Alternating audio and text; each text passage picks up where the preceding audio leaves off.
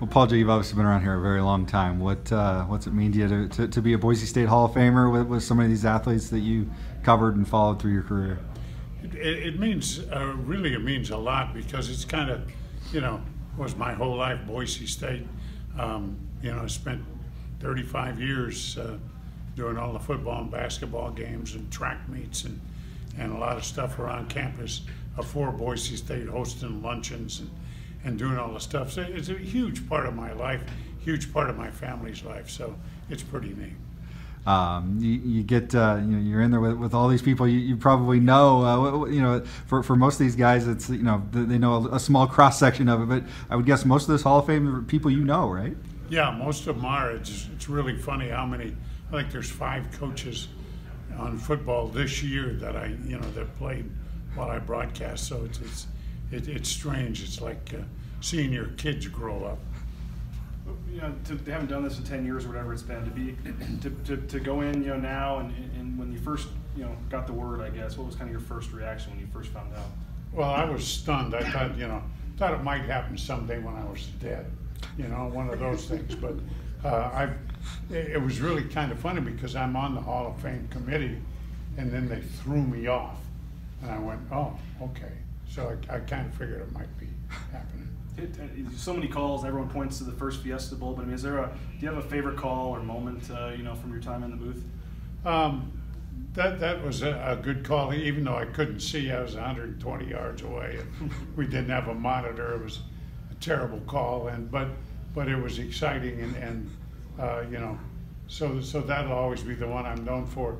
I think the best call I ever had was in 1976 when Steve Connor hit a long 2-pointer to put the Boise State into a tie for the basketball championship, and then they went on to the NCAAs. So that was a good one as well. Obviously, Kellen going in today. What do you think about when you think about Kellen Moore? Well, the best. I mean, he's the guy that didn't make mistakes. He was like a surgeon out there, operating. He's tremendous, and the nice thing about going in with Kellen is it takes all the pressure off you, because everybody's here to see him. When you mentioned 35 years and stuff, what does come to mind when you just think about the longevity and all the players and coaches and games and road trips and everything? What just comes to mind when you think of your time? Just the metamorphosis of the program. It started out as Boise College, and they weren't anything, and then they were Division II, and then 1AA, and then 1A, and then they're winning major bowl games.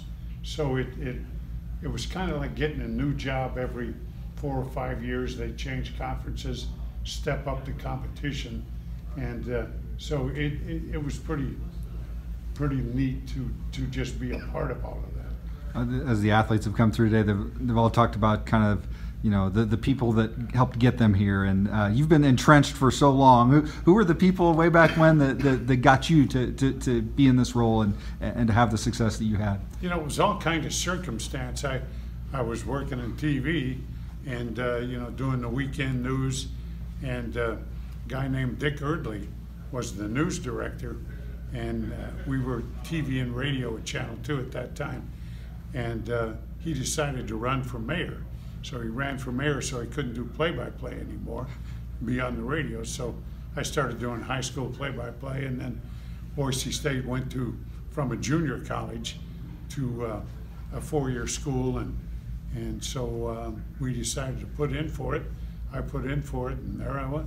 I guess Westerman Willick, who was the owner of KBOI at that time, probably instrumental in shoving me through the door. Did you have a mentor back then, or did you kind of figure it out on the fly? Or I did kind of figure it out on the fly. I grew up in the Midwest, and I'd lay in bed at night and listen to all the calls of major league games and things like that. And when I was a kid, Lindsey Nelson was my big hero, because when you heard that voice, you knew it was Saturday afternoon, and Notre Dame was about to play. So I always loved it. My 7th grade